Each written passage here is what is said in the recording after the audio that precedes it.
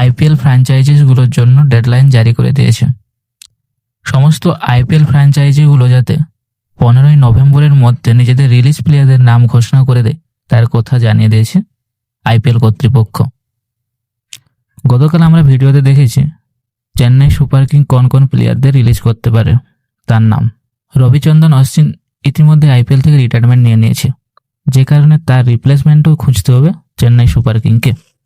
তাই এবছর আইপিএলের মিনি অকশনে বেশ জোর কদমই নামতে হবে সিএসকে। তাই আজ আমরা দেখব চেন্নাই সুপার কিং কোন কোন প্লেয়ারদের টার্গেট করতে পারে এবছর মিনি অকশনে। আসন্ন মিনি অকশনে টার্গেট প্লেয়ারদের মধ্যে প্রথমে যার নাম আসে সে হচ্ছে ক্যামরন গ্রিন। অস্ট্রেলিয়ান অলরাউন্ডার এই ক্যামরন গ্রিন বোলিংয়ের সাথে সাথে দুরন্ত ব্যাটিং করতে পারে, যে কারণে ক্যামরন গ্রিনকে নিলে সিএসকে টিমের মধ্যে একটা ব্যালেন্স তৈরি হবে, যা ব্যাটিং ও বোলিং দুটোই প্রোভাইড করতে পারবে।